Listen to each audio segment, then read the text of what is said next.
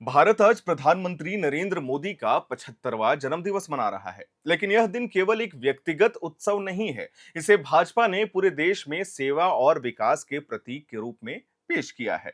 सेवा पखवाड़ा के तहत 17 सितंबर से 2 अक्टूबर तक ऐसी योजनाएं और कार्यक्रम शुरू किए जा रहे हैं जिनका सीधा असर लोगों के जीवन पर पड़ने वाला है।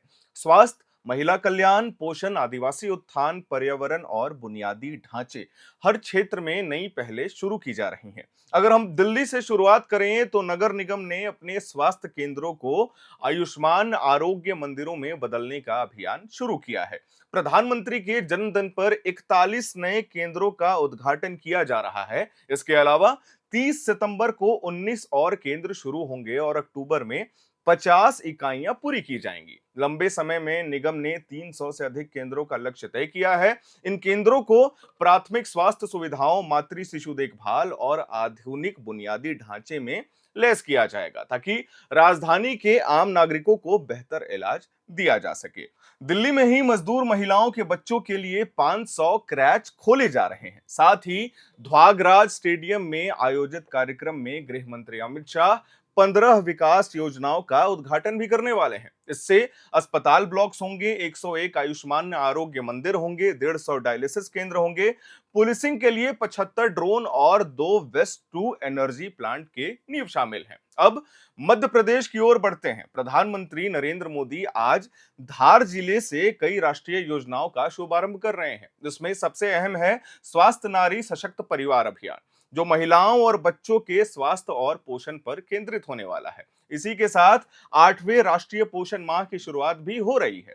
प्रधानमंत्री मृत वंदना योजना के तहत करीब 10 लाख महिलाओं के खातों में सीधे राशि स्थापित होने जा रही है। इसके अलावा सुमन सखी चैटबॉट लॉन्च होगा, जो गर्भवती महिलाओं को समय पर स्वास्थ्य संबंधित जानकारी देगा। यही नहीं, प्रधानमंत्री सिकल सेल एनीमिया अभियान के अंतर्गत 1 करोड़वीं स्क्रीनिंग और काउंसलिंग भी जारी करेंगे मोदी जी। धार में ही प्रधानमंत्री पीएम मित्रा पार्क का उद्घाटन करने वाले हैं। यह परियोजना कपड़ा उद्योग को बढ़ावा देने के उद्देश्य से शुरू किया जा रहा है, जिसमें रोजगार और निर्यात दोनों में बढ़ोतरी होगी। साथ ही आदि कर्मयोगी अभियान के तहत आदिवासी क्षेत्रों में स्वास्थ्य शिक्षा, कौशल विकास और जल संरक्षण और पर्यावरण सुरक्षा जैसे क्षेत्रों में भी सेवा कार्य होने वाले हैं। इस पहल का मकसद आदिवासी समाज को मुख्य धारा से जोड़ना और उनकी भागीदारी को और भी सशक्त बनाने का प्रयास है।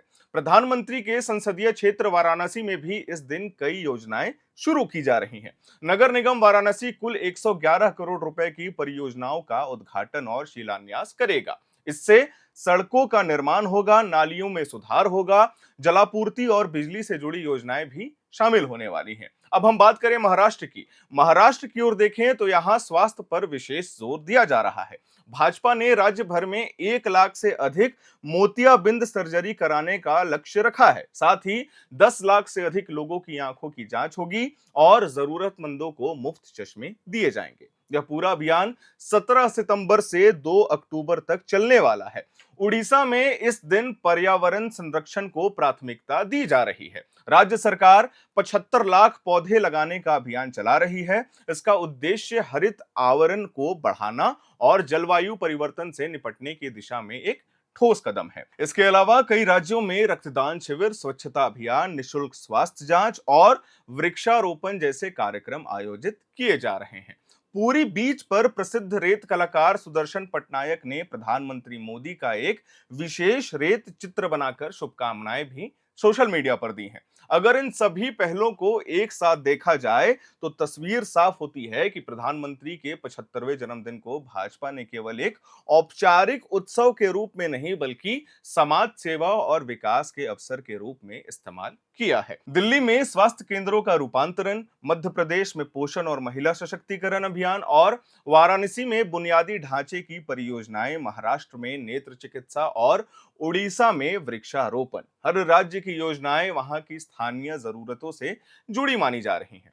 सेवा पखवाड़ा का मकसद यही है कि समाज के अलग अलग वर्गों तक प्रत्यक्ष लाभ पहुंचाया जा सके। खास करके महिलाएं, बच्चे, मजदूर, आदिवासी और ग्रामीण इलाकों के लोग इस पहल के केंद्र में रखे गए हैं।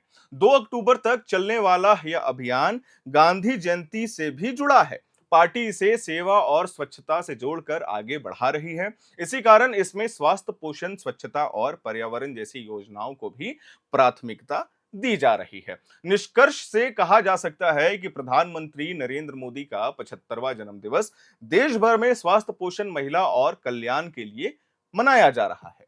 इन कार्यक्रमों से यह संदेश सामने आता है कि यह अवसर केवल उत्सव नहीं है, बल्कि नागरिकों की भलाई और विकास के लिए नए संकल्प का भी प्रतीक माना जा रहा है। एयर नाउ की तरफ से हम भारत के प्रधानमंत्री नरेंद्र मोदी को जन्मदिवस की हार्दिक बधाई देते हैं। कैमरे के पीछे मौजूद हैं हमारी सहयोगी सुमन। वीडियो को लाइक करिए, शेयर करिए, हमारे चैनल को सब्सक्राइब करिए। मेरा नाम है हर्षित और आप देख रहे हैं एयर नाउ।